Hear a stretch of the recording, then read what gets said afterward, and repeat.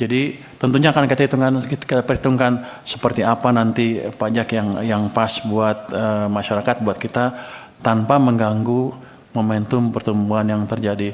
Jadi begitu Pak Dolfi, jadi dengan cara itu kita harapkan nanti semuanya bisa membaik. Angka-angka target tadi nanti kita akan lihat di akhir tahun. Kalau Anda misalnya bilang kalau nggak tercapai, apa konsekuensi untuk Kementerian Keuangan? Coba Pak, lu kan gurunya, guru itu ada masukan nggak? Mau ngapain? Gaji lu dipotong? Ada gaji. Mau diapain? Gaji mulai gaji menteri lah. Oh, menteri luar. Nggak, kita akan lihat. Artinya gini. Peraturan, ada peraturan. Pak Menteri, sebelum yang ke situ tadi, izin Pak Ketua. Silakan. Tadi mengenai apakah Menteri Keuangan bisa ikut masuk di dalam sektor-sektor yang tadi itu, pertanian, pertambangan, dan seterusnya yang banyak itu tadi. Kalau kita baca di Undang-Undang Keuangan Negara, Pak, tugas menyusun APBN diserahkan kepada Menteri Keuangan, diberi kuasa oleh Presiden di dalam menentukan kebijakan-kebijakan fiskal, termasuk logical framework dari program-program kementerian lembaga.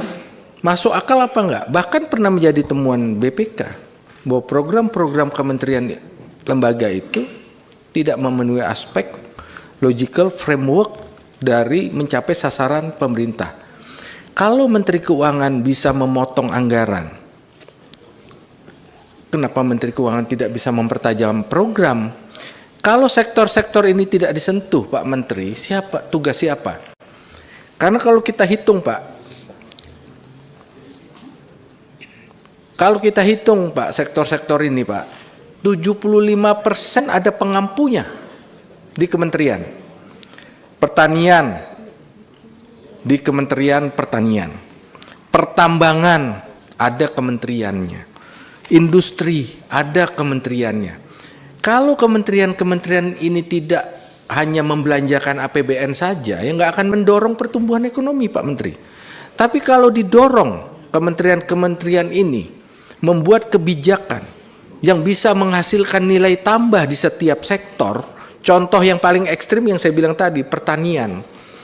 Dengan satu kebijakan saja, pertumbuhan ekonomi sektornya langsung lompat.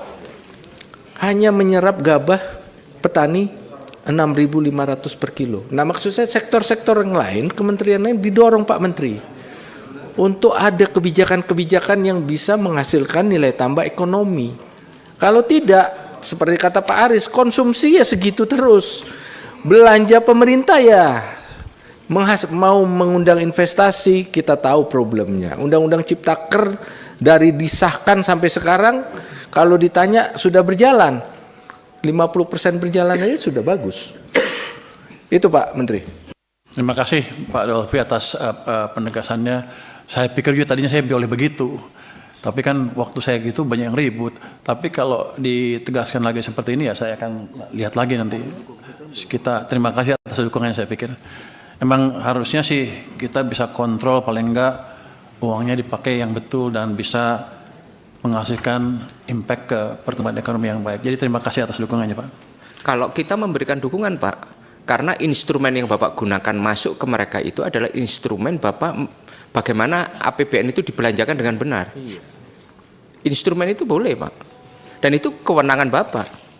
Karena instrumen yang Bapak gunakan adalah instrumen di wilayah kewenangan Bapak dalam rangka APBN digunakan dengan benar. Termasuk Bapak mengontrol APBN ini sudah berapa jauh besaran serapannya. Itu Pak. Itu menurut saya sangat luar biasa Pak. Gitu. Silakan dilanjut Pak. Terima kasih atas dukungannya Bapak Ketua dan Pak Dolfi. Kami akan jalankan sesuai dengan petunjuk barusan. Saya pikir kementerian lain akan gonjang-gonjang sedikit nanti.